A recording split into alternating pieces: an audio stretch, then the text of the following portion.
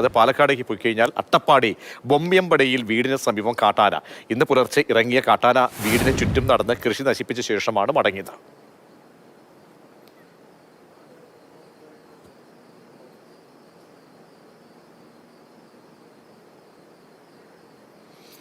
Gokul VS ചേരുന്നുണ്ട്. ഗോകുൽ, അങ്ങനെ ആന ഇങ്ങനെ കൊമ്പൊക്കെ ഉയർത്തി എത്തുന്നതിൻ്റെ ദൃശ്യമുണ്ട്. ആ ദൃശ്യം വന്നത് അനുസരിച്ച് നോക്കുകയാണെങ്കിൽ മറ്റ് ഒരുപാട് പരാക്രമം കാട്ടി എന്നാണ്.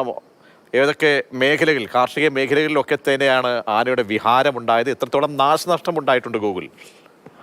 പാലക്കാട് അട്ടപ്പാടിയിലുള്ള ബൊമ്മിയമ്പടിയിലാണ് ഇത്തരത്തിൽ വീടിന്റെ മുന്നിൽ കാട്ടാന വന്നത്. ഹരീഷിന്റെ വീടിന് മുന്നിലാണ് ആന എത്തിയത്. ഏകദേശം പുലർച്ചെ 3:30 ഇത്തരത്തിൽ ആന വരികയും വീടിന് ചുറ്റും റോന്ത് ചുറ്റുന്നതും ഉണ്ടായത്. ആ പ്രദേശത്തെ കൃഷി ആകെ തന്നെ ആന നശിപ്പിച്ചു.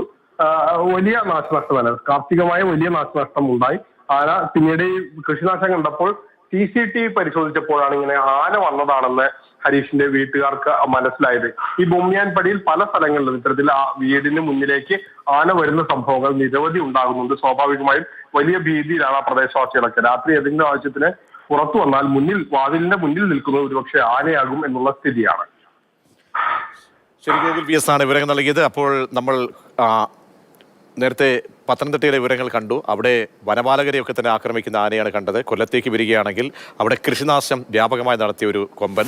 ഇപ്പോൾ പാലക്കാടേക്കും അതേ സ്ഥിതിയാണ്. അങ്ങനെ 3 സംഭവങ്ങളാണ് ഈ ദിവസം ആന ആക്രമണവുമായി ബന്ധപ്പെട്ട് ഉണ്ടായിരിക്കുന്നത്.